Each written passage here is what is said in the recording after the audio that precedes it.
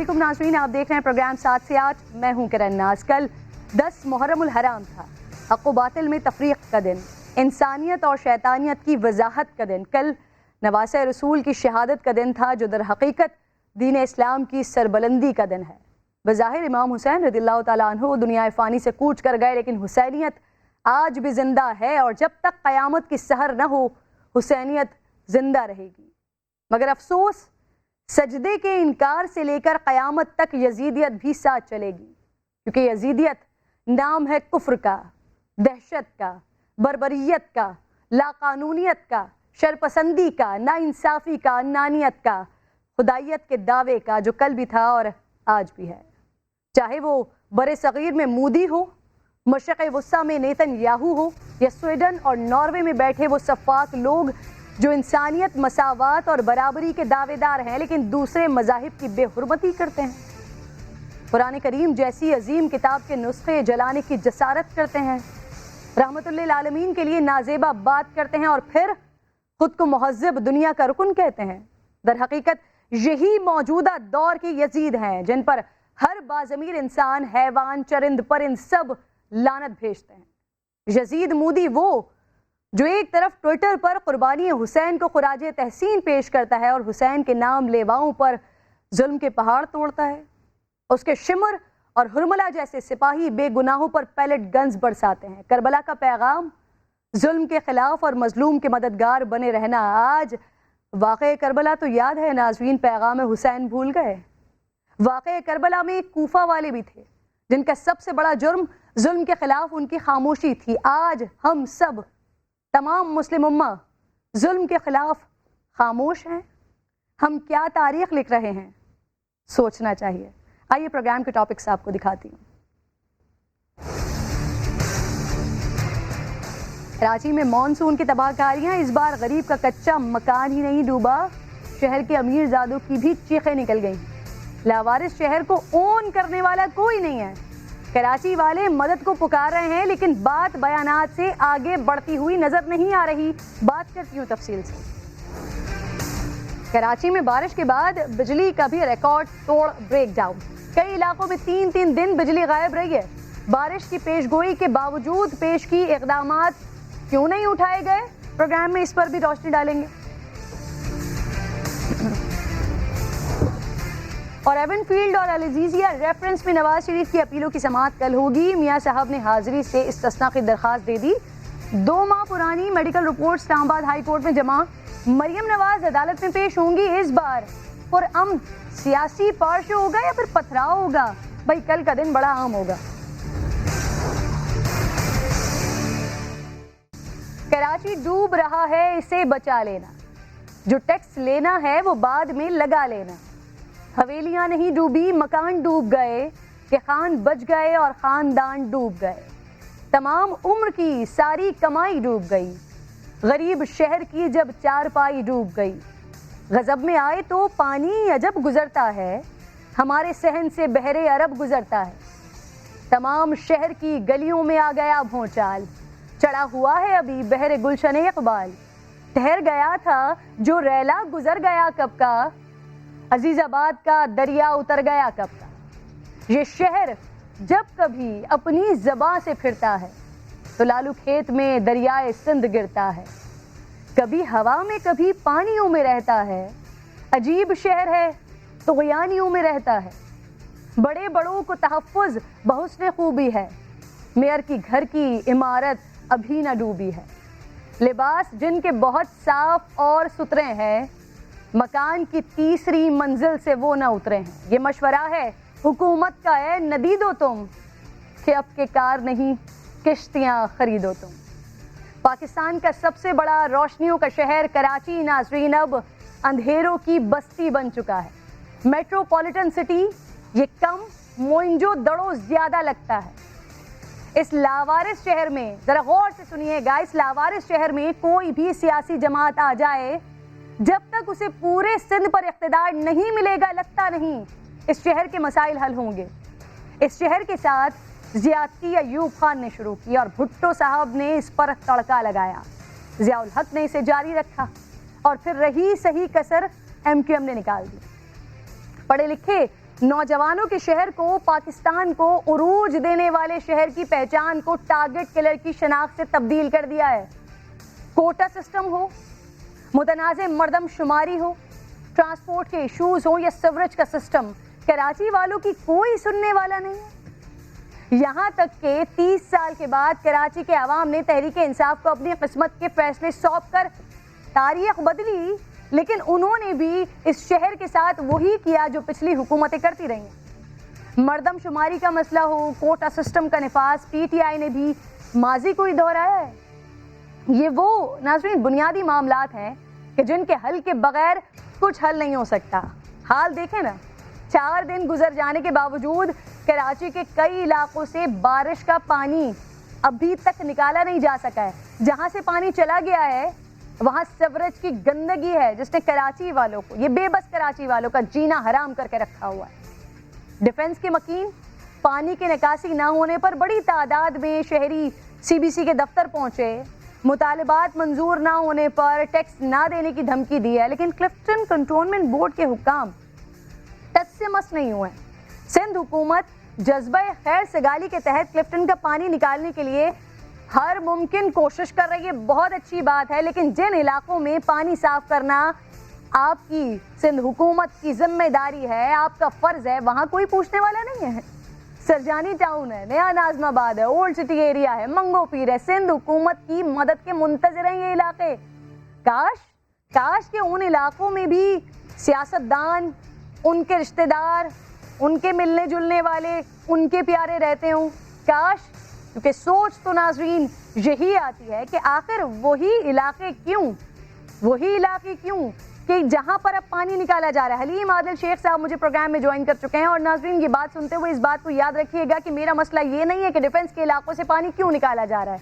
मेरा मसला ये है कि जहां की आपने वोट लिया है, जहां की जिम्मेदारी आप पर बनती है, वहां से पानी क्यों नहीं निकाला जा रहा, उनको क्यों नहीं देखा जा रहा, उनको क्यों नहीं पूछा जा रहा। हलीम आदिल शेख साहब, सबसे पहले तो इसी बात का जवाब दे दीजिए, ये सारा का सारा काम जो है वो सिर्फ और सिर्फ डीएचए और वहाँ के मकीनों की रिलीफ के लिए किया जा रहा है। सरजानी टाउन वाले सिंध हुकूमत के भी मुंतज़िर हैं, पीटीआई को भी वोट दिया है, उनके भी मुंतज़िर हैं। सर, मैं समझता हूँ कि आप ठीक कह रही हैं, सिर्फ डीएचए ने वोट हमें नहीं दिया, पूरे शहर कराची ने वोट दिया है, पूरे वोट सिंध ने भी वोट दिया। ठीक है, हमें वहाँ नुमाइंदगी नहीं मिल सकी और हम खड़े हैं जिस अंदाज से हमें खड़े होना चाहिए। आपको मैं क्लैरिटी देता चलूं, क्लियर करता चलूं कि एनडीएमए के आने के बाद जो आपको शहर में फौज पाकिस्तान और एनडीएमए नजर आ रही है, ये कोऑर्डिनेशन है, ये वफाक का एक एनडीएमए के जरिए जो सारे मामलात हो रहे हैं जिसमें आप पाकिस्तान आर्मी बड़ी मदद कर रही है, तो ये हर जगह वो सुरजानी में भी नजर आ रहे हैं, वो मलीर में भी नजर आ रहे हैं, मलीर नदी का बंद भी वो बना रहे हैं, ये सारे काम वो कर रहे हैं। लेकिन पूरी जो के आज ठीक है, डीएचए का जिक्र हो गया, सुरजानी का हो गया, नया नाजमाबाद का हो गया, मलीर का हो गया, समोगोट का हो गया, बहुत सारों का हो गया। एक चीज ऐड करता चलूं जिसको आपकी मैं बिल्कुल आपने इंट्रो दिया, मैं एग्री करता हूँ। आज झुड्डो, मीरपुर खास, खिपरो, सांगड़, उमरकोट, कुनरी, ठट्ठा, सजावल, केटी बंदर, वहां इससे भी बुरा हशर है, बुरा हशर है। लोग यहाँ चलिए घरों पर तो बैठे हैं, छत तो है, वहां रोड बंदों पर बैठे हैं, चारपाइयां अपने प्लास्टिक वो रखकर बैठे हुए, बारिश भी हो रही है, लावारिस है। झुड्डो के अंदर एक बंद टूट गया है, हजारों एकड़ जमीन के अंदर बैठे हुए जो गोठों में थे, उनका देखिए तो सही वहाँ सूरत हाल, वहां भी सिंध हुकूमत है। बिल्कुल आपने कराची के लिए ठीक फरमाया कि हमारी जिम्मेदारी बिल्कुल बनती है, हमारी जिम्मेदारी है, और जो हमारी जिम्मेदारी है कि फौरी तौर के ऊपर एनडीएमए यहाँ मौजूद है, लेकिन जिनकी असल जिम्मेदारी है, हजारों डीएमसी के मुलाजमीन मेरे नहीं है, हजारों केएमसी के मुलाजमीन हमारे फेडरल गवर्नमेंट के नहीं है, वाटर बोर्ड के हजारों मुलाजमीन पर हमारा कंट्रोल नहीं है, सॉलिड वेस्ट मैनेजमेंट के हजारों मुलाजमीन पर हमारा कंट्रोल नहीं है। कहीं सेंट्रल गवर्नमेंट है, कहीं केएमसी है, कहीं डीएमसी है, जिनने उन्हें काम करना था। अच्छा, हमारे पास एनडीएमए का एक ऑफिस है, 50 लोग हैं उसमें, उसने डायरेक्टिव देने हैं, उसने फैसिलिटेट करना है, उसने इदारों को उतारना है। अल्हम्दुलिल्लाह नेवी है, फौज है, रेंजर्स, ये सारे उतरे हुए हैं, लेकिन KMC, DMC, water board, solid waste, कोई हजारों मुलाजमीन कोई नजर आया। इनकी वो ग्रीन पर्दी वाले वो कौन थे, इनकी पुलिस फोर्स थी, वो क्या होते थे, सिटी वार्डन, कोई एक वार्डन नजर आया? सर 6 में से 4 जिले तो आपके इत्तेहादी हैं ना सर, उनके पास है, वो खैर कर उनका टेन्योर खत्म हो गया, उनसे सवाल करें ना। ये जो हजारों मुलाजमीन है जो ये 55 से 65 अरब रुपए का 4 साल में बजट आया, उनकी सैलरीज मिलती रही है, क्यों काम नहीं किया, क्यों नहीं निकले सर वो? 4 साल में आप देखिए मगरमच्छ के आंसू बहाए गए। 4 साल में 50 अरब आए केएमसी में और हजारों मुलाजमीन थे। देखिए हमारे इत्तेहादी हैं, फेडरल गवर्नमेंट में है, बिल्कुल हम उनके साथ हैं, हम उनके मामला देख रहे हैं, लेकिन कराची शहर को जिन्होंने इसके अंदर ये लोग जिम्मेदार है उसके, सिंध हुकूमत 18वीं तरमीम के बाद को बताना एक बराए करम चीज आप भूल गई, इत्तेफाक से आप भूलती कुछ नहीं है। कुरंगी नदी में 2 रोज से मैं वहां मौजूद, 18 मोटरसाइकिलें हमने निकाल ली है। लोग उसके ऊपर 18 लोग तो होंगे, 12 लोग तो होंगे, लोग वहां 8-10 लोगों के रिश्तेदार, उनकी माए, उनके भाई बेचारे फैमिलीज खड़ी हुई है वहां पर कि किसी तरह से इनको निकालने के लिए कोई आ जाए, और पीपल्स पार्टी के वो नुमाइंदेगान जो मुसलसल प्रोग्राम में आते रहे और बात करते रहे कि जैसे ही बारिश हुई है हमने फौरन लोगों को भेज दिया है, हमारे तमाम नुमाइंदेगान, हमारे एमपीएस वहां पहुंच गए, वो कहाँ हैं? वो भी वहां पर दिखाई नहीं दे रहे। इजहारुल हसन साहब, ख्वाजा इजहारुल हसन साहब भी मुझे ज्वाइन कर चुके हैं एमकेएम से। 5 मिनट के फासले पे वो जगह है, 2 दिन से वहां था। बिल्कुल ठीक है, ख्वाजा इजहारुल हसन साहब, सलीम आदिल शेख साहब, उनको भी शामिल गुफ्तगू कर लेते हैं। मैं खुशामदीद कहूंगी आपको। ख्वाजा साहब, ये क्या हो रहा है सर? 4 दिन हो गए हैं, 4 दिन से, खैर ये डिजास्टर था, जैसी भी बारिश थी, लेकिन उसके बाद 4 दिन हो गए हैं और कराची वालों को, मतलब एक साइड पे पुल के उस पार तो पूछा जा रहा है, लेकिन पुल के इस पार सूरत हाल क्या है वो मुझे लग रहा है शायद हमारे दिखाने के बावजूद भी किसी को नजर नहीं आ रही है, इसी वजह से वहाँ सूरत हाल जू की तू ही है। जी हाँ, बिल्कुल सूरत हाल बिल्कुल ऐसा ही है। और अब तो पुल के उस पार वालों ने भी मुजाहरे शुरू कर दिए हैं, और अब मसला डिफेंस क्लिफ्टन हो या न्यू कराची बल्दिया हो, ये चीज साबित हो चुकी है, इस्टेब्लिश हो चुकी है। और खासतौर पर सामान्य मनाजिर जो दिखाए हैं कि कराची का मसला सियासी नहीं है बल्कि इंतजामी है, और एक इंतजामी फेलियर है, और इस फेलियर की डेफिनेटली जिम्मेदारी हुकूमतों की होती है, और इस पे विफाकी हुकूमत नोटिस ले रही है। लेकिन सूबाई हुकूमत मेरा ख्याल है इस रास्ते में बड़ी रुकावट है कि जो कराची का मसला हल करने में दिलचस्पी नहीं रखती। ठीक, इस्माइल राव साहब भी साथ मौजूद हैं पाकिस्तान पीपल्स पार्टी से। ये सवाल का शायद बेहतर जवाब इस्माइल राव सकें। सर, ऐसी क्या वजह है? और अगेन मैं ये बात कहूंगी कि इस बात से मसला नहीं है, मसला डीएचए वालों का भी हल होना चाहिए, और मसला सुरजानी टाउन, लियाकताबाद, नाजमाबाद के लोगों का भी हल होना चाहिए। लेकिन सर वजह ऐसी क्या है कि वहां पर तो पूरी मशीनरी और भरपूर मशीनरी काम कर रही है, लेकिन इस तरफ के लोग बेचारे वो चेहरा देख रहे हैं कि कब कौन आएगा और कब इस मुसीबत से उनको निकालेगा। इस्माइल साहब, यहाँ से तो आपको वोट मिला है सर, स्टेक होल्डर हैं आप। सिंध हुकूमत की को तमाम इलाके, चाहे हमारे वोटर हों या ना हों, कराची के जिस तरह पूरी सिंध के तमाम लोग बराबर हैं, इसी तरह कराची के भी जो हैं वो हमें तमाम लोग बराबर हैं, चाहे वहाँ से हमें वोट मिला हो या ना मिला हो, चाहे वहाँ से हमने सीटें जीती हो या न जीती हो। इस बुनियाद पे हम तफरीक नहीं करेंगे किसी भी सूरत में कि ये इलाका हमारा है या नहीं है, या हम मेंबर बनेंगे या नहीं बनेंगे, या हमें हमदर्दियाँ हैं या नहीं है। ऐसी कोई बात नहीं है। न कभी हमने इस नोयत पे, इस सिचुएशन पे ऐसी को क्राइटेरिया बना के कोई पॉलिसियाँ बनाई है। सिंध हुकूमत बिला तफरीक तमाम कराची की जो है वो जो है कोशिश में है। आपको पता है कि इस वक्त जो सूरत हाल है, जो सिचुएशन है, बहुत ही गैर मामूली बात है। और इस्माइल साहब, आपकी वैसे ये बहुत अच्छी बात है, हुकूमत की ये कोशिश है, लेकिन ये आपकी जिम्मेदारी बनती है कि बिला तफरीक पूरे शहर के लिए काम किया जाए। सर मुझे बताएं कि ये होगा कब? क्या पहले डीएचए का सारा काम मुकम्मल हो जाएगा, उसके बाद मशीनरी उन एरियाज में लगेगी? हमने कभी नहीं ये कहा कि डीएचए करेगा तो फिर हम करेंगे बाद में, ये नहीं है। हम कर रहे हैं। इस वक्त भी हमारी टीमें, लोग, मिनिस्टर्स, चाहे दिन हो चाहे रात हो, बारिशें हो, जितने भी वसाइल हैं, जितनी हमारे पास लोग मौजूद हैं, जितनी हमारे पास मशीनरी मौजूद है, वो सब हम जो लोग हैं वो फील्ड में हैं इस्माइल साहब, कराची बल्कि पूरी सिंध में। इस्माइल साहब, आपके अपने लोग इस वक्त डीएचए क्लिफ्टन की वीडियोस बना कर ट्वीट कर रहे हैं और बता रहे हैं यहाँ से पानी निकाल दिया, वहां से पानी निकाल दिया।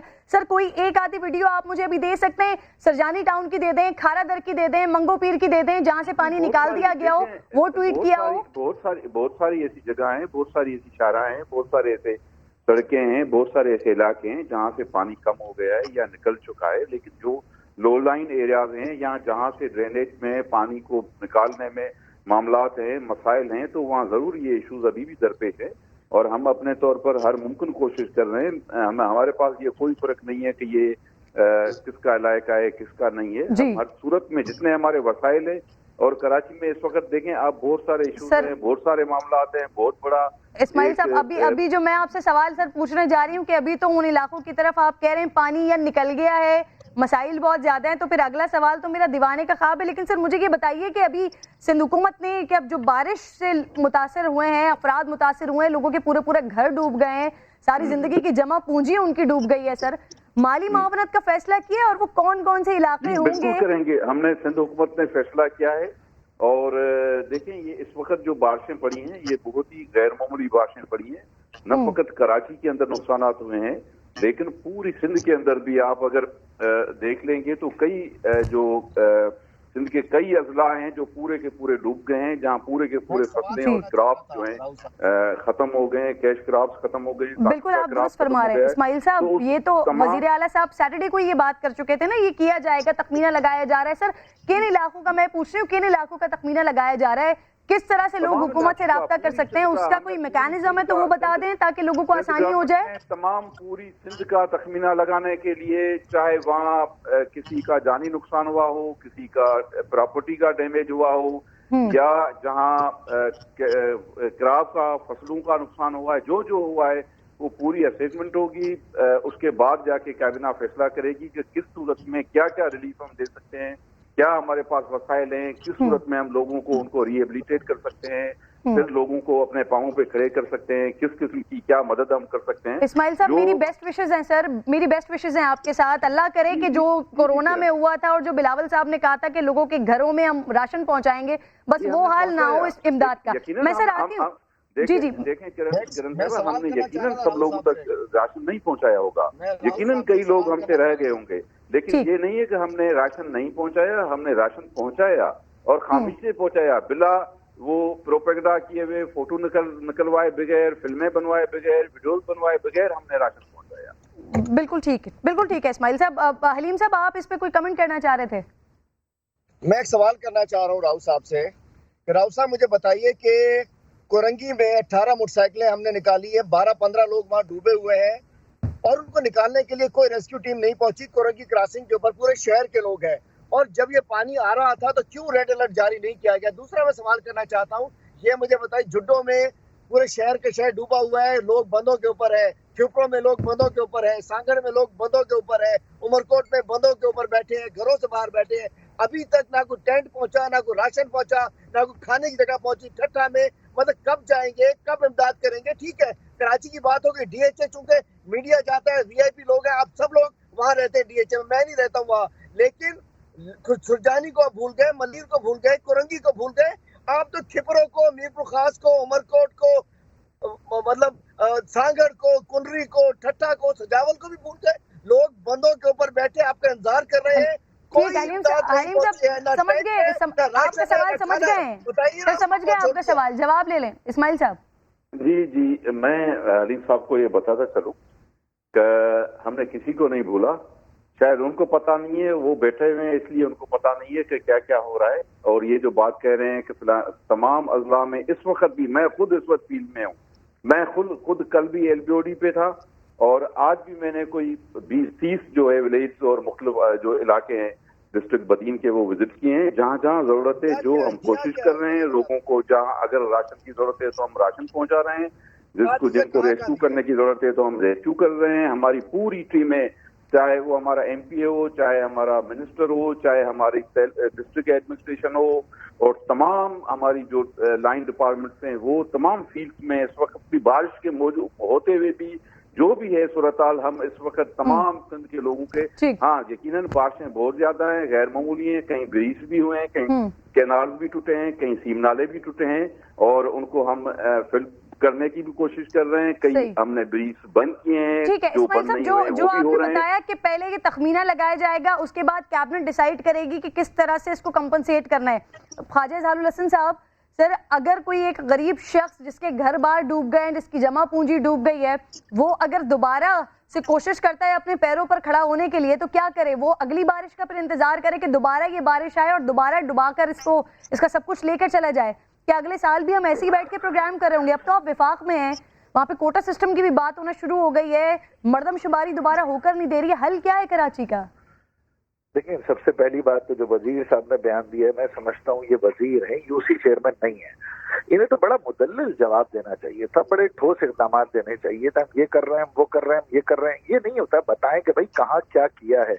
और ये बात दुरुस्त कहा वजीर साहब ने कि कराची हो या इनके अपना हल्का, इन्होंने सबको एक जैसा कर रखा है। यानी कराची, मोहनजोदाड़ो, खैरपुर, सब में अब कोई फर्क नहीं है। अब सारे के सारा हमारा जो है ना वो देही सिंध बन चुका है। और दूसरी बात ये कि कराची का हल आपने पूछा, हल बिल्कुल यही है, आपने जैसे फरमाया, जब तक इस शहर की आबादी सही नहीं गिनी जाएगी, इस पे वसाइल की तकसीम मुमकिन ही नहीं है।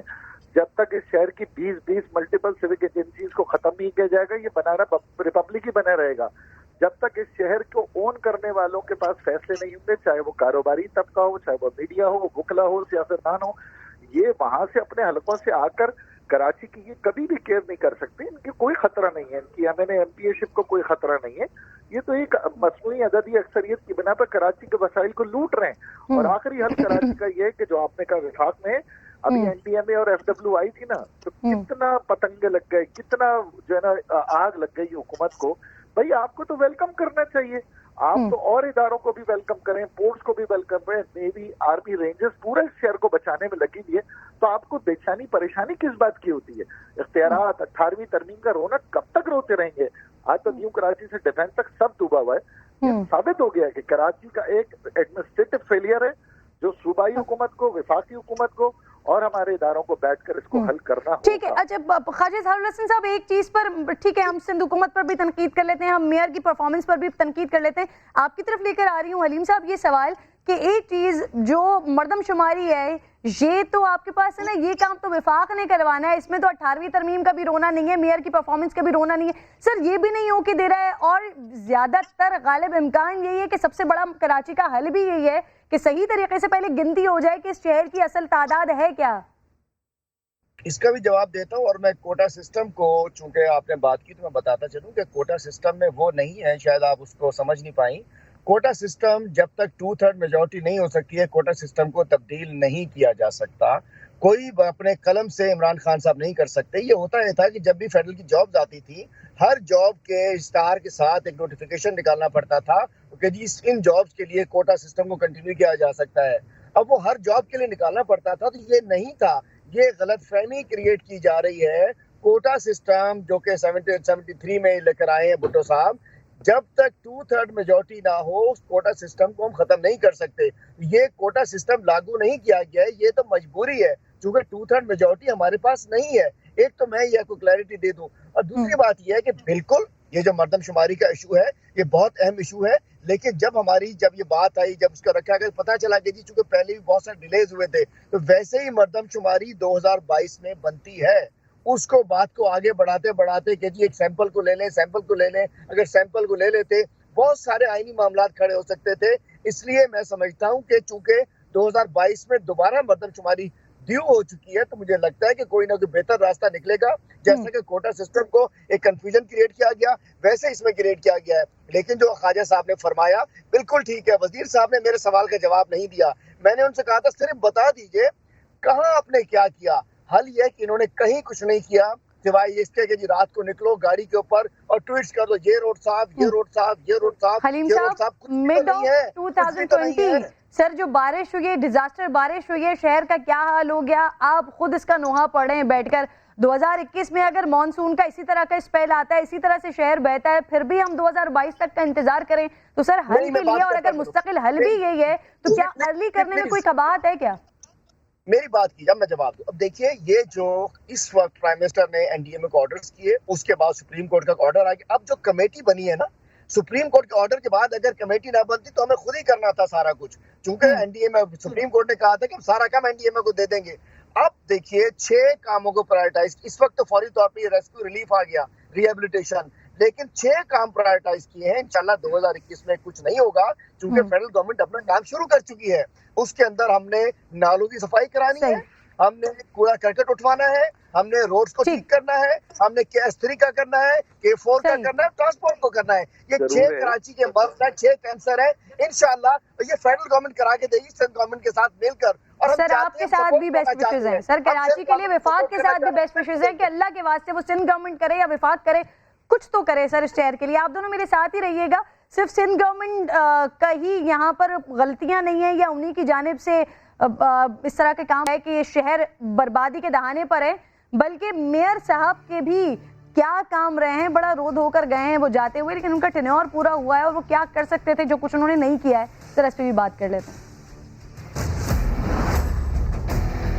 कराची के लोगों ने एतमाद का इजहार किया है, हम उस पर पूरा उतरेंगे इंशाअल्लाह। Prime minister, president of Pakistan, chief secretary of Sindh, chief minister of Sindh, governor of Sindh, ये कौन लेगा? कौन? एक जवाब नहीं दिया इसका मेरा। जहां पूरी सड़क बनानी पड़ेगी हम वो करेंगे। फंड नहीं होंगे तो कैसे करूंगा? घर से लेके आऊंगा क्या? बड़े प्रोजेक्ट मैं कर नहीं सकता, मेरे पास पावर ही नहीं है। मैं तो ढक्कन भी नहीं लगा सकता गटर का। डे 1 से जिस दिन से ओथ संभाला है मैं 3 साल से हैमरिंग कर रहा हूँ कि इख्तियारात फंड कचरा उठाना मेरा डोमेन नहीं है। कराची की जो कारकर्दगी है 3-4% से ज्यादा नहीं। मेयर को भी हिसाब देना पड़ेगा। बड़ा मजबूत आदमी हूँ, अल्लाह का शुक्र है। रिजाइन करके जाने वाला आदमी नहीं हूँ। मेरे पास तो वो पावर्स ही नहीं है। इस्तीफा दे देता तो ये पार्क नहीं बनता आज। पूरा पाकिस्तान नालों पे नहीं आया हुआ होता यहाँ। मेयर कराची हिसाब दो। हमारी कारकर्दगी को 100 में से 100 नंबर दिए जाने चाहिए। मेयर कराची में आपकी कारकर्दगी से एज अ कराची बिल्कुल भी मुतमईन नहीं, हिसाब दो। मैं तो ढक्कन भी नहीं लगा सकता गटर का। मेहमान तीनों मेरे साथ ही मौजूद हैं। तो मेयर कराची की साबिक मेयर कराची हो चुके हैं अब तो। खैर जब उनकी पहली प्रेस कॉन्फ्रेंस थी तो उस वक्त वो फरमाते थे कि जी 100 में से 100 नंबर उनकी परफॉर्मेंस के होने चाहिए। और आखिरी प्रेस कॉन्फ्रेंस और मीनवाइल उस के दौरान बार बार ये अपनी बातें करते रहे कि मेरे पास तो एक ढक्कन लगाने का इख्तियार नहीं है, मेरे पास बजट नहीं है, मैं बेइख्तियार मेयर हूँ। लेकिन ख्वाजा इजहारुल हसन साहब, सर ये जो इतना बड़ा उनके पास एक स्टाफ था जिनकी सैलरीज जाती थी 50 से 65 अरब जो मिला है इन 4 सालों में, तो सर वो अपनी जॉब्स पर आ जाएं, ऑन टाइम काम कर रहे हों, इसके लिए तो किसी इख्तियार की ज़रूरत नहीं होती ना। ये सब कुछ तो हो सकता था, लेकिन वो मैंने अपने प्रोग्राम में दिखाया कि वो कहाँ पर कैसे ड्यूटीज़ दे रहे होते थे। सर ये तो हो सकती थी मेयर की परफॉर्मेंस इन चीज़ों से तो बेहतर हो सकती थी। देखें, आपकी ये बात दुरुस्त है कि परफॉर्मेंस हर सतह पर बेहतरी की गुंजाइश होती है। यकीनन कहीं ना कहीं हमारी कोताहियां भी होंगी जिसको आप भी निशानदेही कर रहे हैं और हम भी महसूस कर रहे हैं। लेकिन आदमियों से शहर के निजाम का क्या ताल्लुक है? ये तो पीपल्स पार्टी वाली बात है कि वो जी कराची शहर से 4000 लोग भर्ती हुए हैं तो पूरा पानी पी गए वाटर बोर्ड का। ये तासुर गलत है। आप ये देखें, ये 4 साल की जो हमारे इख्तियार ना होने की जो बात थी आज साबित हो गया ना। आज पूरा पाकिस्तान, बल्कि मुर्तजा आप सब खुद भी कह रहे हैं कि हाँ जी निजाम ठीक नहीं है, सियासी मसला है, इंतजामी मसला है। मेयर तो एक 26% का मेयर था ना। आज हमारे पास देखे ना DHA, क्लिफ्टन और FC एरिया, पोर्ट्स, विभाग के इदारे सब तबाह हो गए ना। तो ये सिर्फ सारी जिम्मेदारी मेयर पे डाल देना नहीं है। मैं फिर आपसे कह रहा हूँ, मेयर कारकर्दगी में कहीं ना कहीं आप बिल्कुल। ख्वाजा साहब, मैं कता कलामी की आपसे माजरत चाहती हूँ, लेकिन आपने कहा कि लोगों के होने से क्या फर्क पड़ता है। तो सर वो अस्पताल जो बल्दियात के अंडर में आते थे, अगर वहां पर लोग होते तो लोगों को इलाज मुआवजा मिल सकता था। बहुत सारे ऐसे डिपार्टमेंट्स जहां लोग होते वहां पर लोगों को फायदा हो सकता था। बहरहाल पार्क्स हैं, स्कूल्स हैं, लाइब्रेरीज हैं जहां ताला लगा रहा, जहां पर लोग नहीं आए। चले खैर है, ठीक है, अब तो वो चले गए। मुझे बताएं उनकी परफॉर्मेंस को आप 10 में से कितने मार्क्स देंगे? देखें, मैं फिर वही बात कर रहा हूँ, आप आज हमारी वही वजह तो है, आज हमारा वो स्लोगन तो है कि इख्तियार नहीं है, तो आज आप भी वही बात कर रही हैं ना। ये बात दुरुस्त है कि अफरादों से कुछ ना कुछ, लेकिन जो कराची का बदहाली है उसको आप अफरादों से नहीं, उसको वसाइल और मशीनरी से कंट्रोल करना है, उसको एक सिस्टम से कंट्रोल करना है। क्योंकि सिस्टम नहीं था। 2013 का जो निज़ाम है, मैं आपकी बात मान लेता हूँ, ये MC सिंध गवर्नमेंट के कंट्रोल में, ये सारे अफसरान जितने भी आते हैं DMC में सारे सिंध गवर्नमेंट से पोस्टिंग लेकर आते हैं। कौन कंट्रोल करेगा? जो चेन ऑफ कमांड है, जो ऑफिसर है, वही अगर करप्ट है, वही कराची का नहीं है, तो आप बताइए वो माली को कौन देखेगा, अस्पतालों को कौन देखेगा? एक मेयर अकेला पूरी दुनिया तो नहीं जा सकता, बहुत सारे काम भी हुए हैं, बहुत सारे अच्छे काम हुए हैं। हमारे KMDC बहुत बेहतर हुआ है, हमारा अब्बासी बेहतर हुआ है, हमारा हार्ट डिजीज बेहतर हुआ है, जो हेल्थ में है। एजुकेशन के अंदर तनख्वाहें दे दी हैं, आप यकीन कीजिए मेंटेनेंस का 1000 रुपए नहीं दिए। ख्वाजा साहब, मैं पूरे शहर की बात ही नहीं कर रही, मैं तो मेयर की उस टेरिटरी की बात कर रही हूँ जो उनके अंडर में आता था। वहां पर तो बेहतरी हो सकती थी इजहार साहब। नहीं, आप वही मेयर के अंडर तो बात कर रहा हूँ मैं, कि मेयर जब 1 ग्रेड का चपरासी लगा नहीं सकता, 16 ग्रेड का अफसर अपॉइंट नहीं कर सकता, तो ये कंट्रोल किसके पास है? लेकिन ब्यूरोक्रेसी का एक खास कंट्रोल होता है। जो ACR लिखता है ना, सब उसकी सुनते हैं। मेयर के बाद किसी की ACR की पावर नहीं है, किसी को डिसमिस करने की पावर नहीं है। लेकिन इसके बावजूद मैं आपको यकीन से कह रहा हूँ, इतनी बड़ी वर्कफोर्स मेयर के साथ थी, ये नहीं होती तो आपने वो 8 साल एडमिनिस्ट्रेटर का दौर भी तो देखा जिसमें इंतखाबात नहीं हुए। कोई ऊपर से भागा एयरपोर्ट के, कोई नीचे से भागा। 60 करोड़ के एडमिनिस्ट्रेटरों पर इल्जाम थे, 3 महीने की पोस्टिंग लेकर आते थे। मैं गवाऊं, मैं आपको नाम दे दूंगा कि आते थे 50 लाख रुपए देके। इजहार साहब वैसे उनसे खुश नहीं थे ना सर, वो 8 साल उनसे खुश नहीं थे, तभी तो लोगों ने फिर आपको सिलेक्ट किया, आपको वोट दिया। आपकी बात दुरुस्त है, लोग हमें ही वोट देते हैं, जाहिर सी बात है। हम यहाँ रहते हैं, हम यहाँ कोई अमीद बनाने ना अपने गांव जाते हैं ना हमारा इस्लामाबाद में घर है। तो लोगों की हमसे तवक्कुआत हैं, निजाम का फेलियर है। मेयर साहब की कारकर्दगी पे बिल्कुल आप बात करें, इंडिविजुअल कहीं ना कहीं नजरअंदाज हो सकता है, हम मानते हैं आपकी बात। ठीक है, अब हलीम आदिल शेख साहब, आप कितने नंबर्स देंगे सर? मेयर की कारकर्दगी क्या रही? देखिए, एक तो ख्वाजा साहब को और मैं मेयर साहब को, मतलब ख्वाजा साहब की MQM को, जो कि इत्तेहादी, और मेयर साहब को मैं 2 अलग हिसाब से देखता हूँ। क्योंकि मेयर साहब का जो आधा टेन्योर तो उनका MQM लंदन के साथ था, आधा टेन्योर इस गवर्नमेंट के साथ था, आधा पिछली गवर्नमेंट के साथ था। जो जितनी उन्होंने आखिरी प्रेस कॉन्फ्रेंस उन्हें नहीं करनी चाहिए थी, जितना उन्होंने वो शूट नहीं किया उनको, जितने बेख्तियार नहीं थे जितना उन्होंने आखिरी प्रेस कॉन्फ्रेंस में उन्होंने किया, और इसका कोई अच्छा इम्पैक्ट नहीं किया। बात यह कि चले इख्तियार नहीं था, लेकिन बहुत सारा हजारों का स्टाफ जरूर था, वो भी हमें कहीं बारिशों में कहीं नजर नहीं आता था। तो ये बहुत बेहतरी भी हो सकती थी। ये हकीकत है कि 18वीं सब कुछ, मतलब गटर खुले हुए हैं तो सिंध हुकूमत, कूड़ा करकट फैला हुआ है तो सिंध हुकूमत, ये सारी चीजें सिंध गवर्नमेंट ने अपने पास ले ली, ट्रांसफर पोस्टिंग ले ली। लेकिन एक बड़ी जमात का एक मेयर इतना बेख्तियार नहीं होता जितना कि उन्होंने अपने आखिरी प्रेस कॉन्फ्रेंस में शेयर पेश किया, वो नहीं था। वो उन्होंने ज्यादती की अपने साथ भी, हमारे साथ भी। सर नंबर्स तो दे दें, परफॉर्मेंस के कितने नंबर हुए हैं? हलीम साहब को कंपेयर करना है तो आप लाड़काना के मेयर से कंपेयर करें, लाहौर के मेयर से कंपेयर करें। ख्वाजा भाई मैं बात करना चाह रहा हूँ, आपको नाम भी नहीं पता होगा। ख्वाजा साहब मैं अर्ज करना चाहता हूँ, मैं जो बात करना चाह रहा हूँ कि देखिए, हमें नंबर देने से ना देने से कुछ नहीं, लेकिन हम समझ सकते हैं कि मजीद बेहतर हो सकता था। और कहते हैं चलिए जो हुआ सो हुआ, लेकिन आइंदा एक बाइख्तियार, एक बाकिरदार और अपने मतलब खान साहब खुद पटिशनर हैं, अभी तक पंजाब में भी ये नहीं हुआ है सर, लोकल गवर्नमेंट की तरफ मुंतकिल नहीं हुए इख्तियारात। बहरहाल यहाँ पर भी वफाक अपना काम कर सकती है सर। आ रहा है जो खेती में आ चुका है, इंशाल्लाह वहाँ विलेज काउंसिल तक मुंतकिल होने जा रहे हैं। बिल्कुल ठीक है सर, 2 साल निकल गए सर, 2 साल निकल गए। यहाँ पर भी बेस्ट विशेस ले लीजिए कि आप लोग यहाँ पर ही कुछ कर लें, ताकि शहर कराची, न सिर्फ कराची बल्कि आगे भी दीगर सूबों में भी इख्तियारात मुंतकिल हो जाए नीचे की तरफ। इस्माइल साहब, सर मेयर की हमें सीधा नहीं आना पड़ा, हमें कान को घुमा के पकड़ना पड़ा है, हमें NDMA के जरिए आने पड़ा है। सिंध गवर्नमेंट घुसने नहीं देती थी हमें NDMA के जरिए सुप्रीम कोर्ट ऑर्डर्स जब आ गए तो हम काम करना चाह रहे हैं, और कोई फंड्स का इशू नहीं है। इंशाल्लाह आज भी प्राइम मिनिस्टर ने मीटिंग की है, और हम इंशाल्लाह अमली तौर पर इस शहर को इस अजाब से निजात दिलाएंगे। अल्लाह ना करे, अल्लाह करे सर ये बयानात तक बात ना हो, ये कुछ हो, कुछ हासिल वसूल हो इसके। इस्माइल साहब से लास्ट कमेंट कीजिएगा, मेयर साहब की परफॉर्मेंस सर कितने मार्क्स देंगे? देखिए चरण साहिबा, मेरे ख्याल में मुझे ये जेब नहीं देता कि मैं बैठ के उनके कारकर्दगी को एनालाइज करूं या असेस करूं या मार्क्स दूं। ये नंबर तो कराची के जो अवाम है, जिनके वो मेयर थे, जब उनके पास फिर तमाम पार्टी को जाना पड़ेगा और मुत्तहिदा को भी जाना पड़ेगा, तो ये कराची की अवाम फैसला करेगी कि उसकी कारकर्दगी क्या थी, क्या नहीं थी, क्या था। लेकिन जहाँ तक हमारा तहलीक है तो सिंध हुकूमत ने ठीक है, किसी के पास क्या जो काउंसिल थी, मेयर था, चेयरमैन था या जो भी थे, उनके अख्तियारात हमने जो भी दिए थे लोकल गवर्नमेंट एक्ट के तहत किसी से कोई अख्तियार नहीं छिना। जो ऑर्डिनेंस था उसके मुताबिक जो लाड़काने के मेयर के इख्तियार थे, कराची के मेयर के भी वही इख्तियार थे, हैदराबाद के मेयर के भी वही इख्तियार थे, सखर के मेयर के भी वही इख्तियार थे। फंड्स जो थे, किसी के हमने फंड्स नहीं रोके, किसी के हमने फ्रीज नहीं किए, कोई काउंसिल हमने नहीं तोड़ी।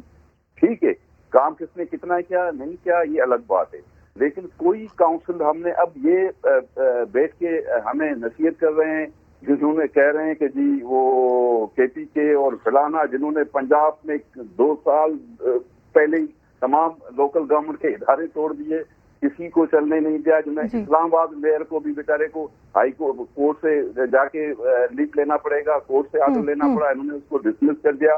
तो ये क्या बात करते हैं अपने जो हैं। अब कम से कम इस मामले में हम PTI से कई मरतबा बेहतर हैं इस सूरत में कि हमने किसी को डिस्टर्ब नहीं किया, उनको चलने दिया, जो अकॉर्डिंग टू एक्ट और अकॉर्डिंग टू ऑर्डिनेंस इख्तियार थे वो हमने उनको इस्तेमाल करने दिए। फंड्स अगर जो थे उनको वो मिलते रहे। हाँ, अगर हमने किसी के फंड्स रिलीज नहीं किए, अगर हमें ही नहीं मिले, अगर फेडरल गवर्नमेंट से हमें रिलीज नहीं मिले, कम हो गई फेडरल गवर्नमेंट की कारकर्दगी ऐसी, ये बिल्कुल ठीक है सर प्रॉब्लम ये है कि इतना बड़ा ये सानिया ही कह लीजिए इस डिजास्टर को जो इस सूबे के साथ हो गया, सिंध में हो गया, कराची में हो गया, लेकिन उसके बावजूद भी अब तक जो गुफ्तगू चल रही है वो इल्ज़ाम दर इल्ज़ामात की सियासत चल रही है, कॉन्क्रीट हल अभी तक कोई नहीं बता पा रहा है। इजहारुल हसन साहब, हलीम आदिल शेख साहब और इस्माइल राव साहब, आप तीनों का बेहद शुक्रिया। नाज़रीन, ब्रेक लेना है और ब्रेक के बाद जब मैं वापस आऊँगी तो मैं बात करूँगी कि अब के इलेक्ट्रिक जिम्मेदारी डाल रही है किसी और के ऊपर और क्यों, इस पर बात करूँगी फिर से ब्रेक के बाद।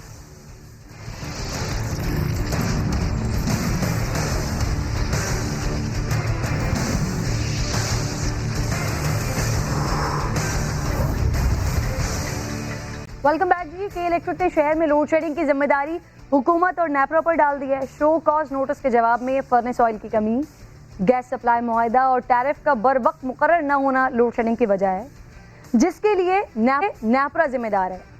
मेरे साथ नूर अफशा मौजूद है, इस वक्त के इलेक्ट्रिक के तर्जुमान हैं, इनसे मैं बात करूंगी और इनसे मैं पूछूंगी कि आखिर इस मसले का हल क्या है। पिछले दिनों के इलेक्ट्रिक की ही कोताहियों की वजह से जिस तरह से शहर में बिजली मुसलसल बंद रही है, उस पर ऑनरेबल कोर्ट की जानिब से कितने सख्त रिमार्क्स आ चुके हैं। मोहनिस अलवी साहब से बात की गई है, उनकी सख्त सरजनिश की गई है, लेकिन उसके बावजूद भी के इलेक्ट्रिक का मसला है कि हल होकर ही नहीं दे रहा। के इलेक्ट्रिक कहता है कि कभी उसको गैस नहीं मिल रही, कभी उसको फर्नेस ऑयल नहीं मिल रहा और फिर नेपरा के ऊपर डाल देता है। नेपरा कहता है कि इलेक्ट्रिक जिम्मेदार है। आखिर कोई कॉन्क्रीट हल निकल कर क्यों नहीं दे रहा? इस बात का बेहतरीन जवाब नूर अफशा आप ही दे सकती हैं और आप मुझे ज्वाइन भी कर चुकी हैं। खुशामदीद मैं आपको कहती हूँ, ये बताइए आखिर कसूरवार है कौन, नेपरा, के इलेक्ट्रिक या कराची वाले बेचारे? देखिए, अगर आप रिसेंट बारिशों की बात कर रही हैं इन पर्टिकुलर, तो ये तो आई थिंक एक अनप्रेसिडेंटेड और रिकॉर्ड ब्रेकिंग रेन्स हुई हैं, जिसको प्रिडिक्शन जिसकी नहीं थी कि इतनी ज्यादा बारिशें होंगी। और जो वाटर लॉकिंग हुई है ये भी एक बहुत ही फोर्स मजोर किस्म की सिचुएशन है। आई थिंक जितना पानी जमा हुआ है उसका बहुत सारा इम्पैक्ट पूरे शहर के इंफ्रास्ट्रक्चर पे हुआ है और ऑब्वियसली इसकी वजह से बिजली को सेफली सप्लाई करने में भी बहुत सारे चैलेंजेस का सामना के इलेक्ट्रिक को करना पड़ा है। अच्छा नूर, ये बताइए, शो कॉज नोटिस का जो जवाब आप लोगों की जानिब से दिया गया है, ये नेपरा को और हुकूमत को पूरा पूरा कसूरवार और जिम्मेदार ठहराया गया है, यानी कि के इलेक्ट्रिक के ऊपर कहीं से भी कोई जिम्मेदारी नहीं आती, सारी की सारी जिम्मेदारी सिर्फ हुकूमत की और नेपरा की है? हमारे जवाब के अंदर कुछ पॉइंट्स हाईलाइट हुए हैं। उसमें से एक पॉइंट ये है कि हमने अपने इंफ्रास्ट्रक्चर में over and above the required investment हमने जरूर की है। इसके साथ साथ जो हमें कोई एक लिमिट सेट नहीं हुई on the amount of fuel storage जो होनी चाहिए, तो बेस्ड ऑन हिस्टोरिकल एक्सपीरियंस जितनी हमें फ्यूल की स्टोरेज करनी चाहिए थी हमने वो भी की है। और जो हमने हमारी इक्विपमेंट थी वो भी हमारे रिस्पॉन्स के अंदर इंक्लूडेड है कि हमने अपनी इक्विपमेंट को मैक्सिमम पॉसिबल यूटिलाइजेशन उसकी की है। हमने अपनी इक्विपमेंट को मैक्सिमम पॉसिबल यूटिलाइजेशन उसकी की है। At no point in time हमने अपनी इक्विपमेंट को अंडर यूटिलाइज चली गई है। तो हमारे एंड से पूरी कोशिश जारी थी बिजली को सप्लाई करने में। एक्सटर्नल फ्यूल के चैलेंजेस की वजह से शॉर्टेजेस का सामना हुआ। ठीक, अच्छा नूर, मुझे ये बताइए कि ये मेंटेनेंस का काम जो होता है और जितने भी फॉल्ट्स फिर पैदा होते हैं वो बारिशें हो जाती हैं और उसके बाद पता चलता है कि जी ये फॉल्ट था, ये फॉल्ट था, तो ये प्रेडिक्शन तो बारिशों की पहले से ही हो जाती है ना? के इलेक्ट्रिक की जानिब से पहले से ही तमाम फॉल्ट्स को क्यों दूर नहीं कर लिया जाता? मेंटेनेंस का अमल पहले से क्यों नहीं हो जाता?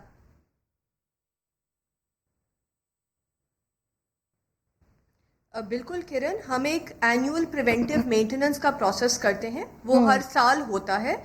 इस साल अगर सिर्फ रेन लेवल्स की मैं बात करूं तो कुछ एरियाज में तकरीबन 400 मिलीमीटर की बारिश रिकॉर्ड हुई है। 90 साल में इतनी बारिश नहीं रिकॉर्ड हुई। अब तकरीबन 50% से ज़ायद के इलेक्ट्रिक के सब स्टेशंस में पानी दाखिल हो गया था। ऑब्वियसली आप भी अंडरस्टैंड करेंगी कि अगर किसी बिजली के इंफ्रास्ट्रक्चर के बिल्डिंग या हाउसिंग स्ट्रक्चर के अंदर पानी दाखिल होगा तो उसके ऊपर क्या इम्पैक्ट होगा। साथ साथ लोगों के बेसमेंट्स में पानी दाखिल हुआ था और अगर हम इन एरियाज में बिजली सप्लाई करते तो किसी किस्म का हादसा रूनुमा ऑब्वियसली हो सकता था। अभी नूर, अभी कितना फीडर्स ऐसे हैं जहां बिजली की बहाली हम नहीं इंश्योर कर सके क्योंकि वहां 2 से 4 फुट का पानी खड़ा है। ठीक है, तो अभी कितना इलाका है कराची का जो इस वक्त अंधेरा है, कितने फीसद हिस्सा है कराची का?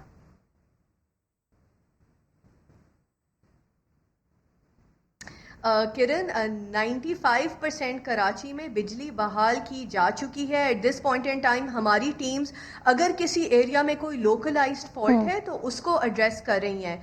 और डिफेंस और क्लिफ्टन के एरिया में हमें सबसे ज़्यादा चैलेंजेस का सामना करना पड़ा क्योंकि यहाँ पानी का लेवल बहुत हाई था। अगर अभी की बात करें तो हमारा सबसे ज़्यादा चैलेंज 5 फीडर्स पे है और ये वो फीडर्स हैं जो इत्तेहाद कमर्शियल, बुखारी कमर्शियल और शुजात के कुछ एरिया को सर्व करते हैं। यहाँ अभी भी अगर मैं अभी के बात करूं तो 2 से 4 फुट का पानी खड़ा है। ये पानी हटेगा और हम फौरन बहाली इस एरिया की कर सकते हैं। अच्छा, आपके लिए भी नूर वैसे प्रायोरिटी पर वही इलाके हैं में हम तमाम एडमिनिस्ट्रेटिव अथॉरिटी से राब्ते में हुकूमत के हैं। तो अब मुझे जरा उस तरफ के इलाकों के बारे में भी बता दें जहां पर कच्ची आबादियां हैं, जहां कच्ची बस्तियां हैं, जहां पर बारिश के बगैर भी 8-10 घंटे लोड शेडिंग तो रहती है। मंगोपीर है, सरजानी है, खारादर है, ये वो इलाके हैं जहां पर आम तौर पर भी इतनी लोड शेडिंग होती है। वहां क्या हाल है अभी?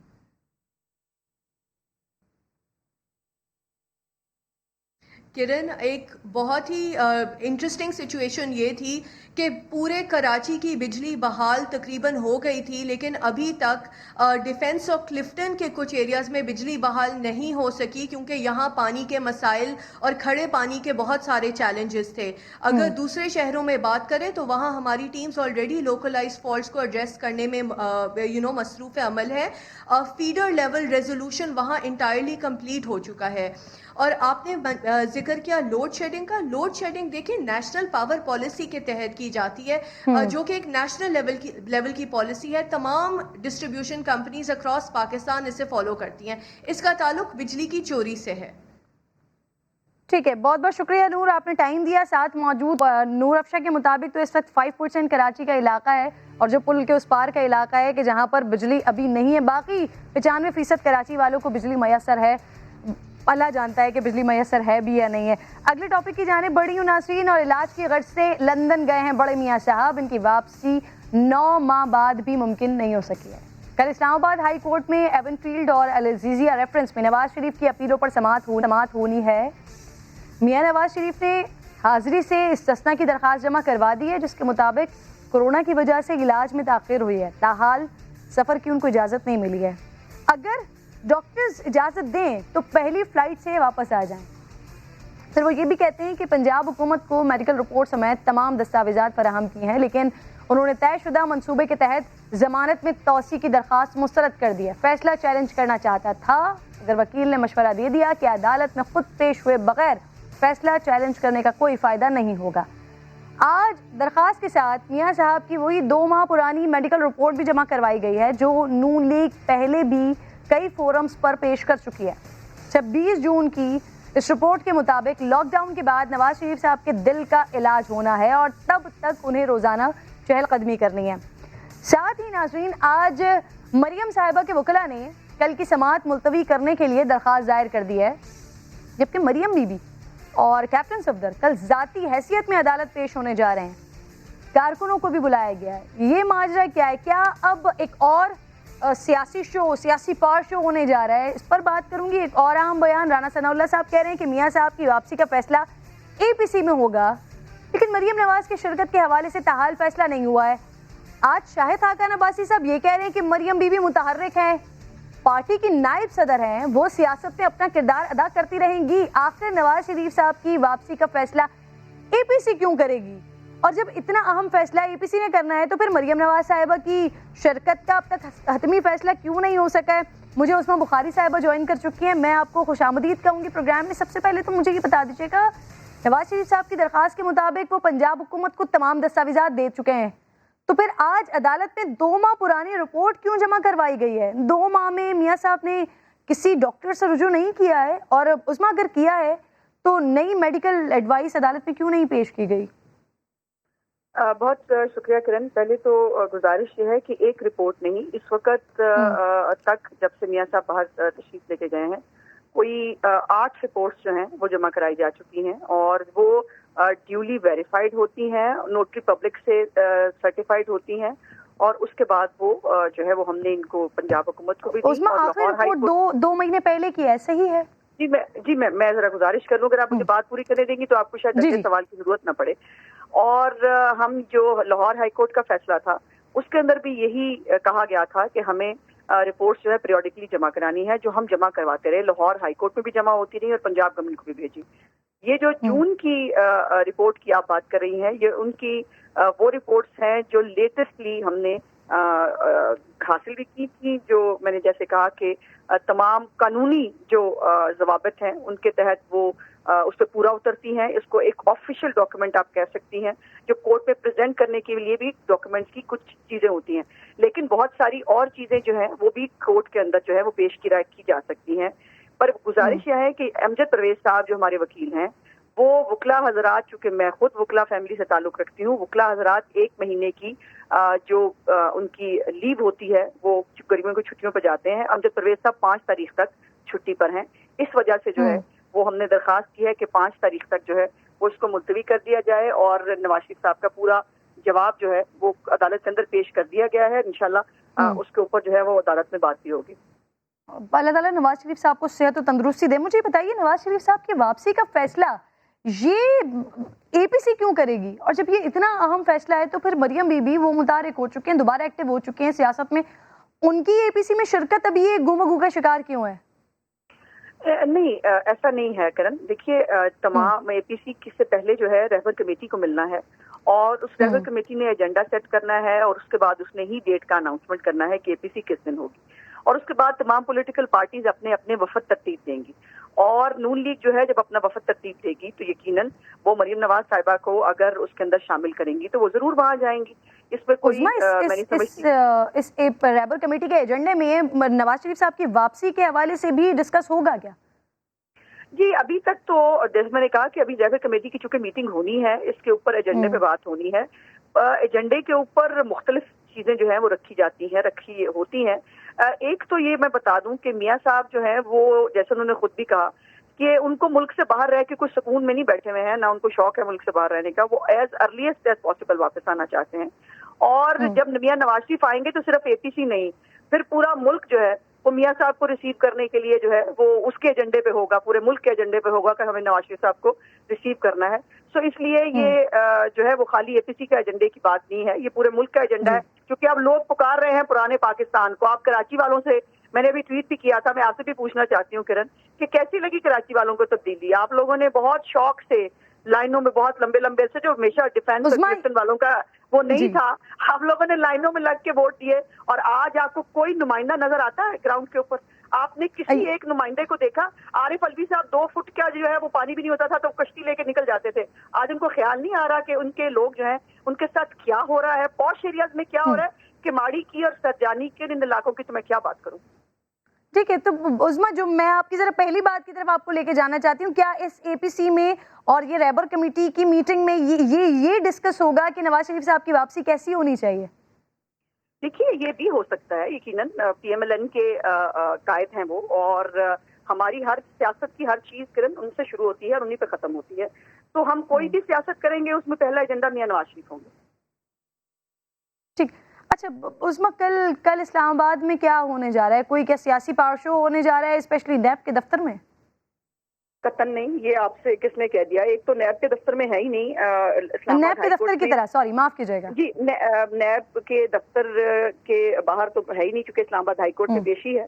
मैं कह रही हूँ वहाँ जैसा पावर शो हुआ था, जो पत्थर बरसे थे, जो गाड़ियां टूटी थी, वो वाला? जी मैं बात पूरी करती हूँ। पत्थर बिल्कुल बरसे थे और वो आपने देखे कि पत्थर किस पे बरसे थे। बुलेट प्रूफ की गाड़ी जो है उसका शीशा कैसे टूटा था। हमारे ऊपर जो है वो मैं आपसे से बात कर रही थी समय से, जब मैंने इनहेल कर लिया आंसू गैस, हम पे टीयर गैसिंग कैसे हुई थी और ये सब कुछ हुआ था। एक बात मैं आपको बता दूं, मरियम नवाज को किसी को कॉल देने की जरूरत नहीं पड़ती। मरियम नवाज जहाँ जाती है या मियां नवाज शरीफ, शहबाज शरीफ साहब जहाँ जाते हैं वो लोग खुद बाहर निकल आते हैं। तो इसलिए ये कहना कि मरियम साहबा किसी को बुला रही हैं, ठीक है उस्मा, हमने कॉल दी नहीं दी, ठीक है, इतनी तो इत्तला आपको मिल गई होगी ना, कल कारकुन इकट्ठा हो रहे हैं? जी मेरे नॉलेज में ऐसी कोई इतला कतन नहीं है। इस्लामाबाद हाई कोर्ट में अपील है और उसके लिए हमने डॉक्यूमेंट जमा कराए हैं, हमने जजमेंट की दरखास्त भी की है। तो कोई भी कारकुनों के जमा होने की पार्टी लेवल पे मेरे पास कोई इन्फॉर्मेशन मौजूद नहीं। ठीक है, बहुत बहुत शुक्रिया उस्मा बुखारी, प्रोग्राम मौजूद थी। प्रोग्राम का वक्त भी नाज़रीन खत्म हो गया। इंशाल्लाह आपसे मुलाकात होगी कल। अपना अपने मुल्क का ख्याल रखिए। अल्लाह ने के बाद।